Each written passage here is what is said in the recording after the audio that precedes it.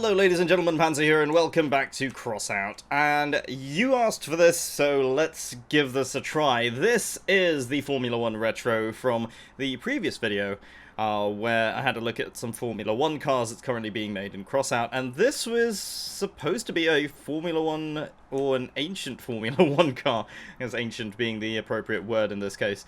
And, so you wanted to see if I could turn this into a battle-capable car.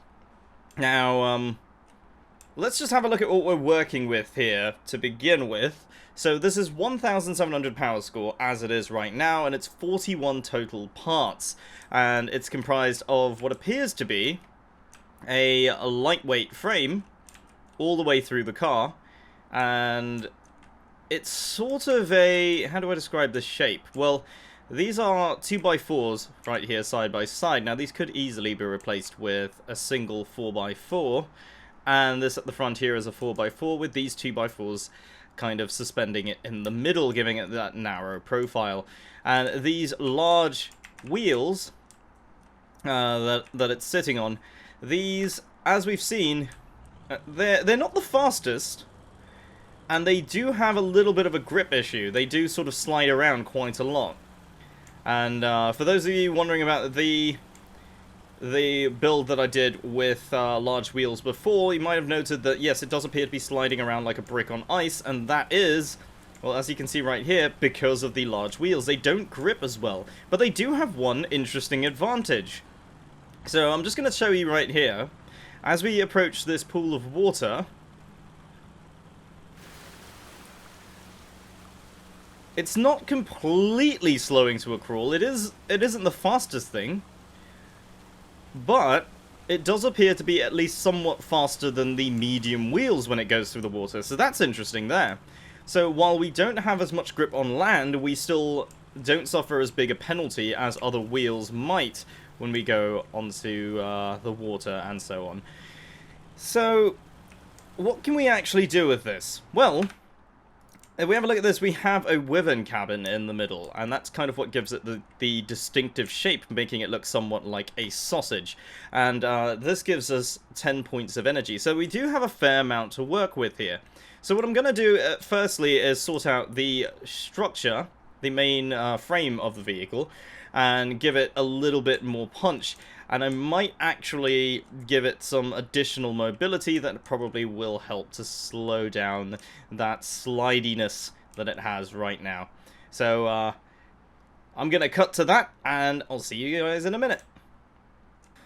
Alright, so, what's happened here is, well, the vehicle's grown in size a little bit. Let me explain. So, what I've done here is I've actually widened the wheelbase somewhat. Now, those of you who understand a little bit about cars, you'll know that a wider wheelbase is more stable than a narrow one, especially for off-roading, and that's sort of the principle behind this. So these large wheels are now much further out of the vehicle than they were before, and I've added an extra set right here. These are medium steering wheels. Now, they're a little bit heavy, but then so are these large wheels. But they're there to kind of stabilize the vehicle and give it a little bit more grip. It still slides a little bit, but that's still within tolerances that we're looking for here. So it's not a brick on ice anymore, it's a brick on ice that can claw its way into the right direction now. We've also added some engines, so we have a light engine here and a normal medium engine. And the main reason I've gone with these now, so putting two engines in a vehicle is normally not the best idea, right? There are normally better ways of doing this, but unfortunately I don't have those better ways. So a V8 engine would definitely be very useful here. As far as light class engines go, that would definitely be more suitable than what I have here. So the light engine here is really just to give it a lot more speed, so it has a much better top speed. But the this engine here gives it better acceleration. And aside from giving it more tonnage as well, it allows us to accelerate to a medium speed where the light engine then increases the top speed. At least that's the idea behind it. And I have tested it, and it seems to be working. So I've tested this out with two engines and two light engines, and this configuration seems to be the best one so far, giving us the best of both worlds. Of course, a V8 in this case would definitely give us much better acceleration and power, but right now this is the best we can do without compromising on the really nice sort of look of the F1 car. So right now, its mobility-wise is actually quite a lot better. It is very, very quick off the mark, and when we turn, we don't slide around immediately until we do a much sharper turn like so. And that's where we get a little bit of a slide going, but it's more controllable now. So if I need to cancel that slide, I just need to counter steer a little bit, and we're going in the right direction again. So, all well and good, but what about armor? So, we're currently looking at 658 points of structure, which is not very high for this power score, unfortunately. And we don't have enough mobility to dodge incoming fire, especially not from homing missiles. So we're going to have to do something about that. Now these Avia parts that we have at the front here really don't have a lot of structure points. They are 22 and 11, and while it looks nice, it really isn't helping our ability to withstand damage all that well, and the same goes for the rear. So while these are fairly light, in fact the vehicle is just 4.8 tons, it really isn't very durable at all. So we're going to armor this up and see where we go from there. Okay, so with the vehicle now completely unrecognizable, it's, I guess, suitably well armored now. We're now at 1,154 points of structure, and it's nearly 2.5 tons of extra armor. So let me walk you through what's going on here. So the entire front of the vehicle has been replaced with these bull bars and a frontal protection system, and that's there to protect, well, the front. And the hitboxes of the bull bars do, well, they they do extend far enough to at least protect the mounting points of the wheels as well as the frames, because after all, these lightweight frames do not have a lot of points of structure at all. So we do definitely want to make sure our front wheels don't get destroyed. And now we have a pipe system going along the side of the vehicle, which helps to protect the main body of the vehicle as well as the cabin. And I've got additional planks and fence pieces down here, as well as these exhaust pieces that are helping to protect the cabin. Now the pipe shields and the long pipe shields are there to help deflect most of the shots, or at least take the impacts before they hit the cabin. So hopefully that helps. And then at the back we've got these twin blade wings, a set of 3 of them, which are helping to protect the rear of the vehicle. And hopefully that gives it enough survivability. The spikes here are just there to kind of deflect ramming, to protect the medium wheel and the cabin. And that's really it. Normally I put hatchet blades, but these seem to be a little bit better than that, although they're not as big. And of course the bumper catchers there as an additional point of armor for the front to protect the engines.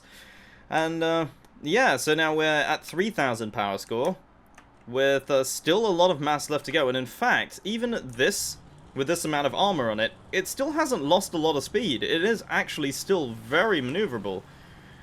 So this could well be a very good turret platform, but it doesn't give us a lot of tonnage left for weapons, at least from what I can see. Now the bumper, I believe it's actually the spikes that are bumping along the ground there, but that should be fine. It's not really going to affect us all that much.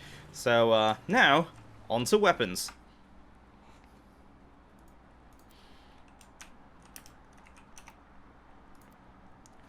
Okay, so these are the weapons that we have available on this account. Now, obviously, the Harvester is there sitting, begging to be used, but this is not really a very melee-focused build. In fact, I don't see this being particularly useful in that field at all. So that leaves us with, well, we could go with a shotgun build. After all, this does have enough speed to maybe close the distance. Not enough to really catch enemies that are significantly faster, for example, those running buggy cabins and the like. So I'm not sure if a Thunderbolt shotgun would be too useful in this case.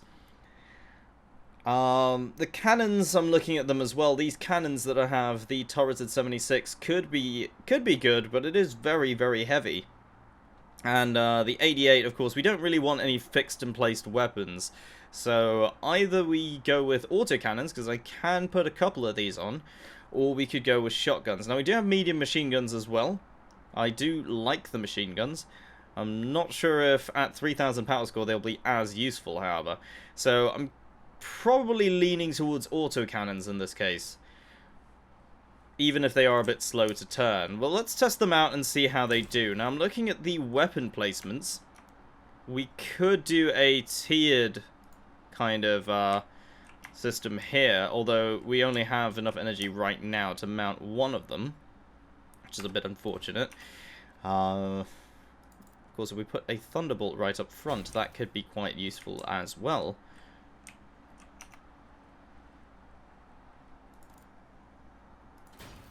So we can have a thunderbolt and a sledgehammer.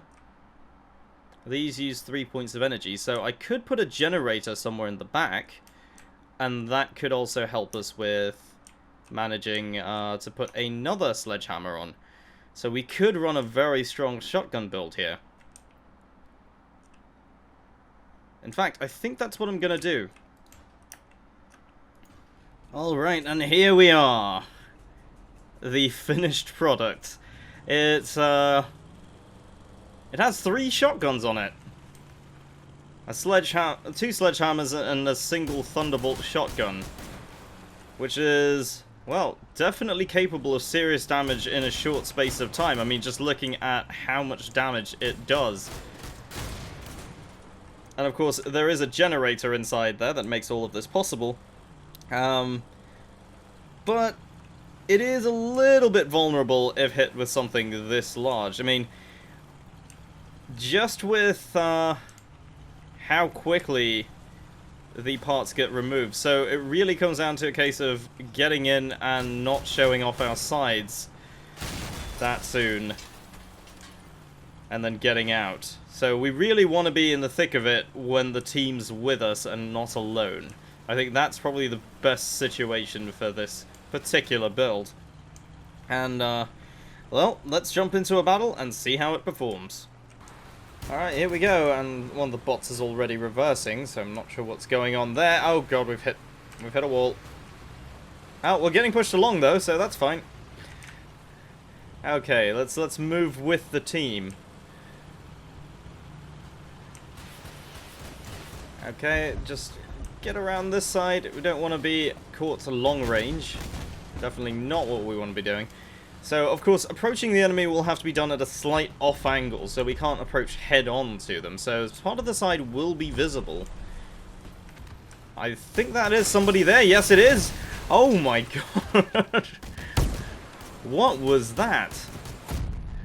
He was chameleoned up. I did see him chameleon and decided to fire, but I don't know what killed me. I'm not entirely certain what he hit me with. It's a little bit worrying. Also, this bot has a rear-facing hurricane launcher. Okay, so let's... I'm not entirely sure what we should be doing. The mine's going out. Somebody's got a mine layer. It's just throwing the barrels out to the sides there. I'm gonna go and try to hide around this corner for a moment. And there's a missile.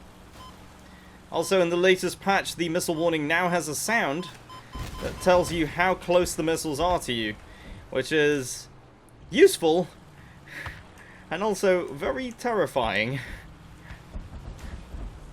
It is quite terrifying. Right, we've got a camoed guy going over that way. This gives us a chance to get around the sides. Now, of course, without camouflage or a chameleon module, flanking is a little bit trickier.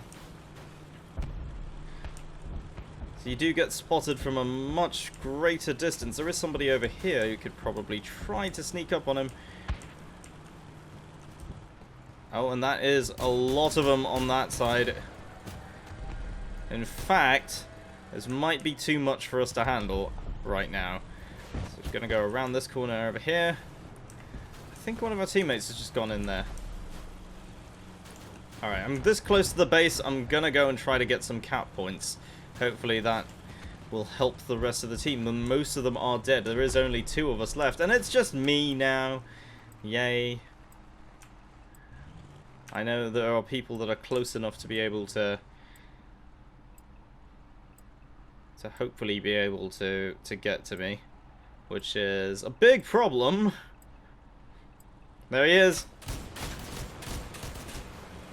He's got 2 thunderbolts. I now just have the sledgehammer, and now I've got no weapons left. So, that didn't go well. Okay, so that last match definitely didn't go well. Unfortunately, the team was in a losing position, so really trying to pull the flank at that time probably wasn't the best idea. So what I'm going to do instead is hide around this corner here, in the hopes... In fact, I could probably move to the next corner. Oh, there is somebody over there. I'm just going to let our teammates... There are some of our team is over on the other lane there, just to the right, so they've helped to take care of that pretty quickly. And there is somebody just around the corner here. So I'm just going to go and try to get to him. It might be a bot. Oh, no, it's definitely a player. I don't know if he's seen me yet. Considering we don't have a chameleon module, this is surprising. So let's try to do as much damage to him before his cannon gets into range. Oh, this is not looking good. No, he's just pushing me out of the way. I can't get away from him. Let's just try to do as much damage as before he kills me. We did do a fair amount of damage to him, though. Alright, last match of the day, and really not really too keen on this particular build. Mainly, I'm not a huge fan of shotguns. I think that's the main thing. And since I rarely play with shotguns, it's probably very apparent to you guys that I probably don't really know how to use them, since my main builds either involves cannons or shotguns. Occasionally rocket builds, but generally it's more focused on kind of medium to long range, whereas this being very, very short range is not something I'm used to building. It is, however, surprisingly survivable. But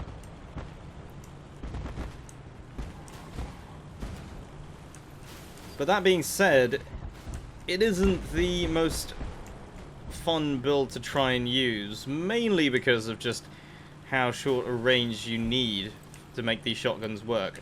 It is a far more controllable vehicle than when it first started, though, that's definitely for sure, but not necessarily because... not necessarily the most useful just as a result of that. And that guy there has cannons. Just going to try and get a shot onto this guy over here. He's just around the corner.